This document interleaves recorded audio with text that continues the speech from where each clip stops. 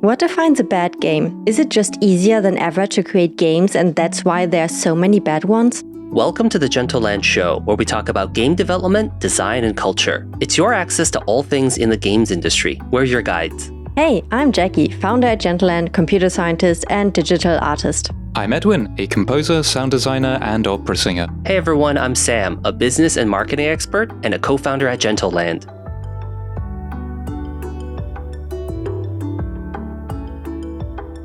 On this podcast, we generally like to talk about good games, but sometimes it's useful or just fun to have a look at things that maybe didn't work so well, or just guilty pleasures. So I had a lot of fun with this episode, and I have to say I haven't played most of the titles we're about to talk about myself, so I've dug into the recesses of the internet to research some of this. But bad games aren't exactly something I'd normally go out and look for, but there are some pretty interesting stories that crop up when you search. I know exactly what you mean, Edwin, and I'm having the time of my life with this episode, and I almost need, to make sure that I not accidentally trash talk a peer game developer that I accidentally know or something, First thing, I have played a lot of objectively bad games, right? So I'm coming from this mentoring space where I just mentor game developers. And honestly, I don't dislike it. I think there's so much value in learning and seeing games at all of these different stages. At some point, you just recognize that sometimes a game is just unfinished or it feels unfinished, but that can also be very different. Like sometimes the team is just running low on budget.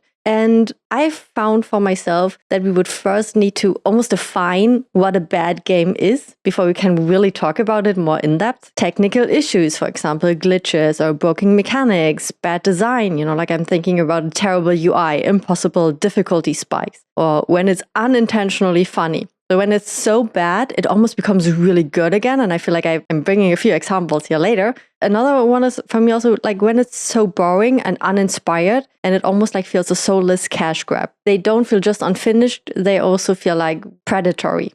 I think a bad game is just a bad game. I think you have to take it all on its own. I would love to share with you some of these terrible games that I have played. They are completely obscure, thank goodness. They're not like well known. You're right, Jackie. We're going to have a lot of fun in this episode. I love how Jackie is like, I don't want to shit talk anybody. I don't want to make any developers feel bad. So I'm just straight for the jugular. What?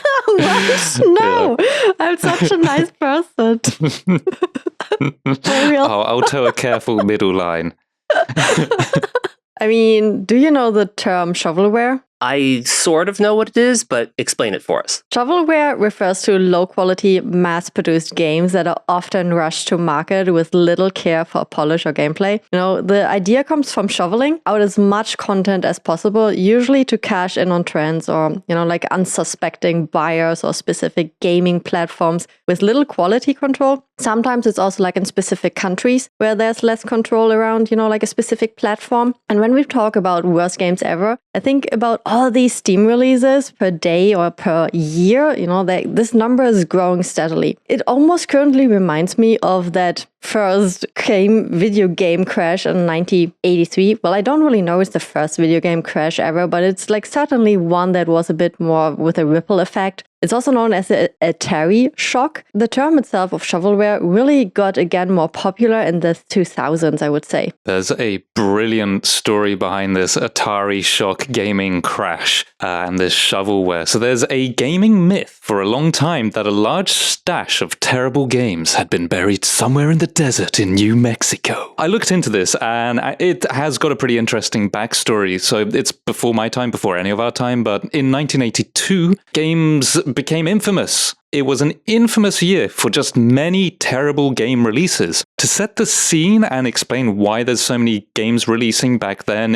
until 1979, there weren't any third-party game developers generally. And in 1979, 4 developers left Atari and founded Activision, which you may have heard of, and started making games for Atari's VCS console. But of course, they weren't Atari, so they're third party now. Activision had a few rocky years because Atari tried to sue them, but in 1982, the court case was settled kind of favorably. They'd just have to pay royalties to Atari. All these other game developers saw this outcome, and suddenly they just flooded this market with all these imitation, like knockoff Atari games. They were all just making these terrible games in a sort of Wild West moment of game development. So this flooded the market, and poor consumers were generally poorly informed, and they would have been attracted to just these heavily discounted, terrible games in bargain bins. The video game market became saturated, and this is the backdrop for what I think is as close as possible to the officially worst game ever that I could find, E.T. the Extraterrestrial for the Atari 2600 in 1982. So this game was made in 5 weeks so that they could cash in on the movie E.T.'s success and release the game in time for holiday season. Generally, making a game in 5 weeks isn't the best of ideas. So apparently the gameplay was awful, and in a wonderful design decision, the game was just full of pits that you could fall into and wouldn't be able to get out of. We've all found these if we've playtested a game in early access, but this game released full of these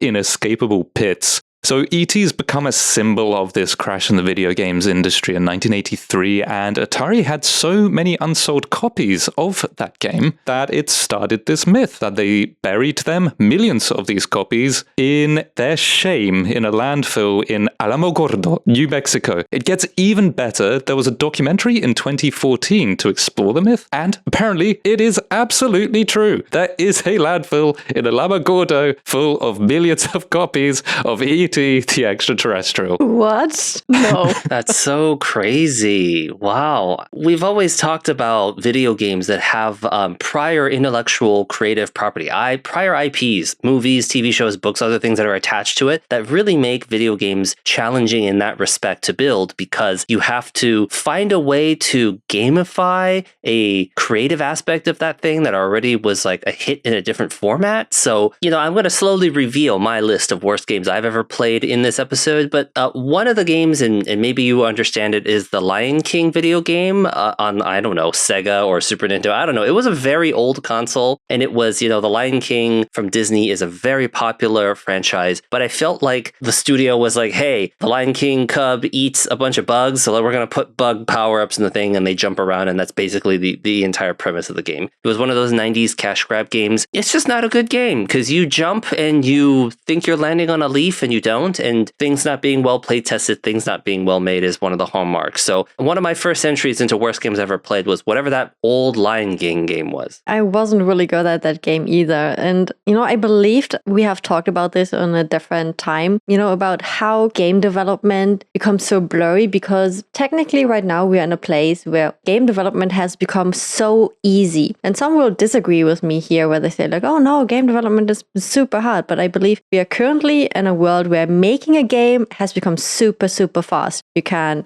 take any of all of these many engines, and then you can make a platformer within minutes. You don't even need to know programming that deep anymore. My point that I'm trying to make is you can make a bad game really quickly, but you can not make a good game super quickly. There's almost like this shift where you have like, wow, okay, we can make a lot of shovelware really quick, but for a really good game, we might still take 7 years. And then we have this other aspect around making games where it's like, oh, okay, I have worked on this game for 3 years and I don't know when I'm finished. And I feel like this is so tricky, especially for some game developers, because you never know when you're finished. And this is holding true for any creation of art, right? So you only declare this is finished now. But you could technically work on a game for ages. You only stop when either you're running out of motivation or you're running out of budget. Or you clearly say, no, now we're finished. Now we're not polishing anymore. Now we're not touching it anymore. And then you're truly, quote unquote, done. Now we also have all these asset stores that are connected to all of these engines that was just not a thing earlier. It's now a possibility to flip games, where it's like, oh, wow, there is actually a pinball asset in the Unity asset store.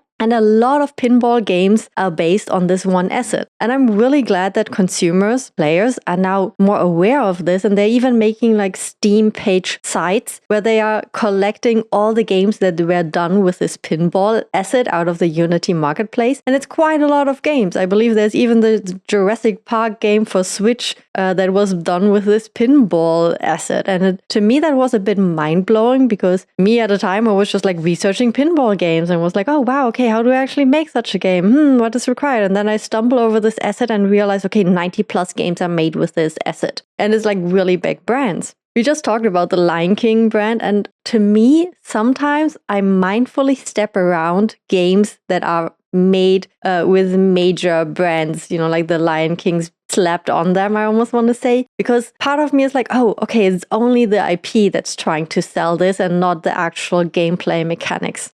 I'm worried that bad games are the new norm. And how would you know, in comparison, that a game is good if you don't have a whole bunch of bad games next to it? What if one day we just had every game be absolutely stellar, then would our standards raise and we would go, okay, now we can't tell the difference between a good game or a bad game? Maybe my real concern here is that we have to have a large swath of really terrible games just to anchor us when we see a really good game. It's an interesting point about these asset stores because you can put together completely characterless game. On the superficial level, it won't even feel like that bad of a game. It's just a completely pointless game. There's no need for this game to exist. So I feel like it's an eternal struggle for artists to get just consumers, the people consuming artworks, to be very mindful of what they're consuming and just ask themselves, is this quality? Does it actually mean something?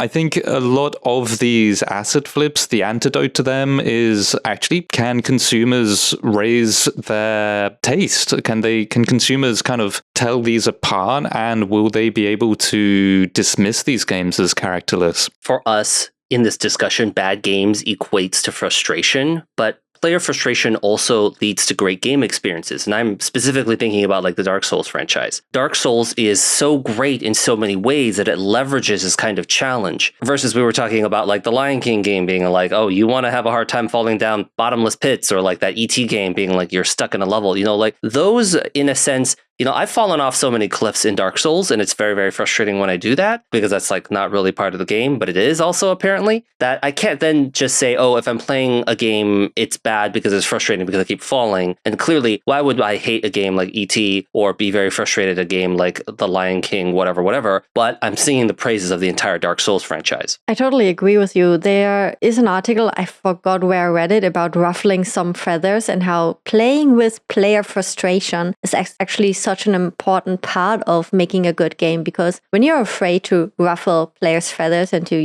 never frustrate them, this will lead to different design choices. There are some games that are specifically built around frustrating players occasionally and then motivate them through that frustration. It's actually almost like a whole nother topic. But Edwin, Sam, let me say one thing. Mobile games. It's not like there are many games I genuinely dislike, but most of them have been mobile games. So why are many of the mobile games and freemium games just so bad? You could just say, oh, it's just a reputation problem. It's not really undeserved, is it? The majority of these games still, to this day, are really low effort, and they are just filled with these predatory monetization tactics. And when you just look at the App Store or, like Google Play, you'll see these endless clones of popular games, like barely modified from their original versions. And the reason for that is relatively simple, because devs go for sheer volume at this point, and they are prioritizing profit over fun. And you can really feel it in these games. The progress is artificially slowed unless you pay. Then you have like all these gacha mechanics which exploit addiction, pay-to-win mechanics which make competitive games completely unfair unless you spend money, and ads everywhere. So games like Diablo Immortal make more money from microtransactions than they ever would from a one-time purchase. And I feel these mobile games are designed to short attention spans, so when okay, I'm going for a bus drive of 20 minutes, and then these games are specifically designed for these 20-minute sessions so that they get away with all of these repetitive mechanics that require little to no thinking, And you see this by this overly simple UI already. When you have these giant buttons, the only mechanic that you do is tapping. That's it. I completely agree. So I've played a few of these mobile games and they're deliberately just boring. I mean, they start tolerable or even some of them start fun, but they deliberately slow down their pace. They become boring. And that's not because the developers were just too hurried to make a fun game. It's a deliberate decision to get you spend money to make the game fun after you're addicted. And I get that these devs, they need to earn money, but it's pretty manipulative. And I think we'll probably talk about these trends. And I think we'll probably talk about these trends on a episode about dark patterns. So if you're very curious about that, scroll through our podcast episode list. It's probably going to happen soon. Terrible games. You know, we're dragging down the credibility of this illustrious podcast by talking about bad games. Well, anyways, join the conversation on social by tagging us at The Gentleland on the TikToks, TokTiks, whatever, the Instagrams.com, and the Twitters. We're also on the free website, Facebook, and the job board website, LinkedIn at Gentleland. Have any questions or comments about the show? Send us an old-fashioned email to podcast@gentleland.net. What are your favorite games that you love to hate? Let us know, because misery loves company. Speaking of loving to hate something, the game Bubsy 3D from 1996 has become a kind of meme-y bad game. There's a whole community behind this game that just plays the game because they enjoy finding bugs. It just seems to have exactly the right amount of bugs where it's just about a playable game, but you just keep finding them if you're looking. So this title tried to capitalize on Super Mario 64's success, and that was the first 3D Mario game, and it was hugely successful. So I think the developers of Bubsy 3D saw Mario 64 and thought, how tough can 3D be? But this was really before the days of relatively easy to use and powerful, publicly available game engines. Unreal Engine 1 only came out in 1995, just the year before, and Bubsy's developers didn't have the 3D experience to put together this title. It was too ambitious. Of course, in 1996, it was much more difficult to make a 3D game, but by today's standards, Bubsy 3D does look like something that a game design student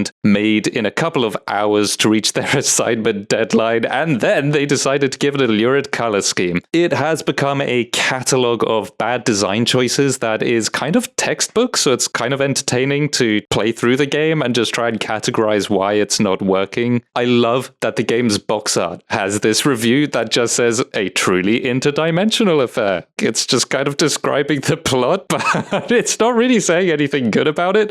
To the credit of the developers, I don't know how to pronounce this, but Idetech later became Bend Studio, and they learned from their mistakes and made some quite successful titles like Days Gone and Siphon Filter. You know, when you say all this, I'm thinking, is there a redeemable quality around bad games? About all these games that had horrible launches and then later were fixed. You know, about No Man's Sky, about Final Fantasy relaunch in 2010, well, I believe in 2013, not sure exactly when that was, or Cyberpunk launch, which definitely launched as a technical mess, I would say. And all of these three games were further developed and would now be considered good, I want to say. So while a bad launch doesn't mean a game is doomed, it also shows how unforgiving the landscape can be. Because all things considered, I don't think there are many games who actually really can come back from a bad launch. Bad games are also interesting because they aren't always just failures, right? So sometimes they are so bad games, they become legendary. I'm also thinking of games that were just ahead of their time or too ambitious. One of the games that I would consider almost, well, I don't want to invite rage here, of course, because I don't think it's an actual bad game, but I feel Goat Simulator, right? So this is one of these games that fall